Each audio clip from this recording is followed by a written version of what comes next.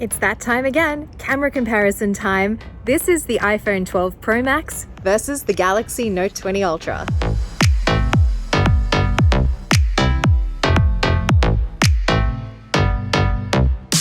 I've already compared the regular 12 Pro to the Note 20 Ultra. You can find that video in the description below. So I'm not expecting too many surprises this time around.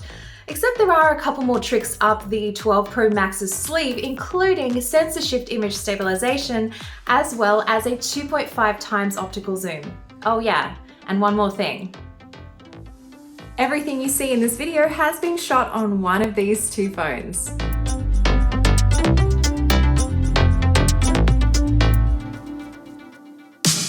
Long story short, these phones both produce great looking photos on all three rear cameras in good lighting. Color and dynamic range is excellent with Smart HDR3 on the iPhone or HDR on the Note 20 Ultra, producing balanced shots. The Note has a 108 megapixel sensor on the main camera, and although you can take 108 megapixel shots for more scope to crop or for shallow depth of field effects, most of the time you'll probably stick to 12 megapixels. That's because the 12 megapixel shots take advantage of pixel binning, which is essentially giving you the most detail in a more manageable file. The iPhone's 12 megapixel sensor uses another computational trick called deep fusion on all its cameras to bring out more detail and texture. I think it's really hard to separate them when looking at the 100% crop in good light. They both retain detail really well, but overall, I think in bright light the Note just takes the edge. But I did notice in lower light that the combination of sensor shift stabilization and a faster maximum aperture of f1.6 on the iPhone helped get a sharper shot than the Note. Now the Note has a scene optimizer and the Pro Max has scene detection to optimize photos based on the subject. And in this shot at sunset, you can really see how each treats the landscape differently. The Note is much more pink while the iPhone is more blue.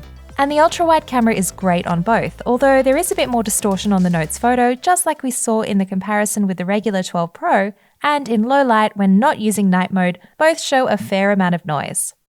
For the most flexibility with your photos, the Note can take RAW photos in the stock camera app, while the iPhone will soon support Apple's ProRAW format, which is coming with iOS 14.3, but it wasn't available at the time of recording this video. Moving to the telephoto camera, the Pro Max has a 2.5 times optical zoom compared to the 5 times optical on the Note. This is 1 times and then 5 times on the Note, and this is 1 times and 2.5 times on the iPhone. You can go as close as 50 times on the Note with hybrid zoom or 12 times digital on the iPhone, but I don't suggest you use either unless you really need to. For this shot of the Golden Gate Bridge, I really loved that the 5 times zoom on the Note could get me closer, so I could get much better framing than the same position on the iPhone. But you'll also notice that the Note's color treatment is quite different on the telephoto lens compared to the iPhone. Most of the time, the 2.5 times on the iPhone wasn't as restrictive as I had first thought, and it's actually the most advantageous in video. Try shooting at 5 times on the Note and look, you'll really wish that you brought a tripod with you, whereas the 2.5 times on the iPhone is much more manageable and smoother when filming handheld. Now let's look at some portraits.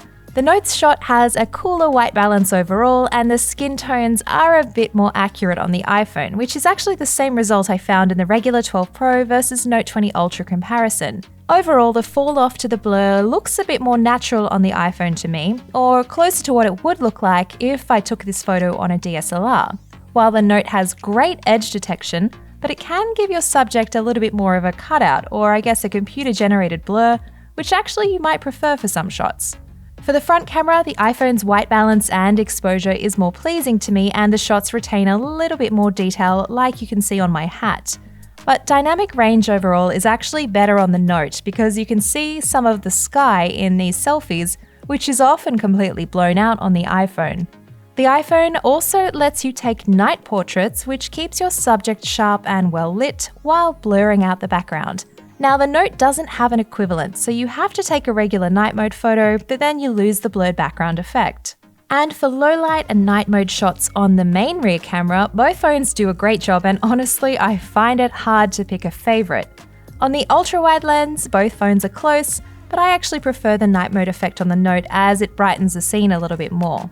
And the lidar scanner on the back of the iPhone means that autofocus in low light is super snappy, and it actually feels a lot faster than the Note. Moving to video recording, I found the sensor shift stabilization on the iPhone particularly helpful when I was filming anything handheld.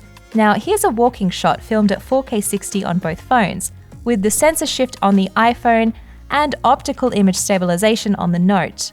The Note also has a software-based stabilization system called SuperSteady, but it's only at 1080p. Now, in this clip, the iPhone is still using its sensor shift stabilization.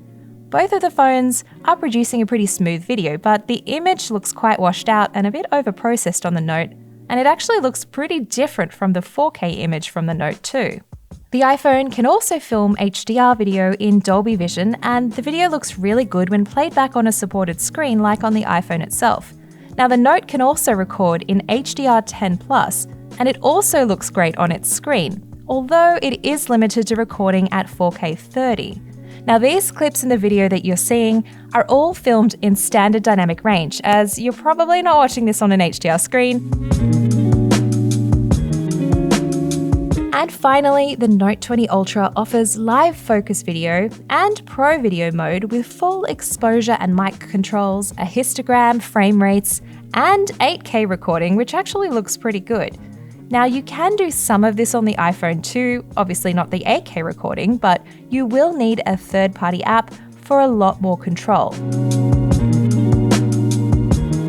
You've seen the photos and videos, and let's be honest, the real winner in this comparison is actually you and I as consumers, because these phones are super powerful photographic tools, and I just love using both of them. But there are a few factors to think about if you are choosing between the two, and what sort of photos and videos you want to take might sway your decision one way or the other. Zoom, for example, is clearly stronger on the Note 20 Ultra if you want 5 times, and even 10 and 20 times hybrid zoom are excellent on the Note. The iPhone's 2.5 times optical zoom is much better than any other iPhone before, just doesn't get you as far as the Note does. And overall, I think it does a great job for video, especially if you want to use your telephoto lens for shooting anything film. When it comes to general photos on both the ultra-wide and the wide lens, the HDR effects, the dynamic range is excellent on both of them, and I think detail is superb. I find it really hard to choose a winner overall there.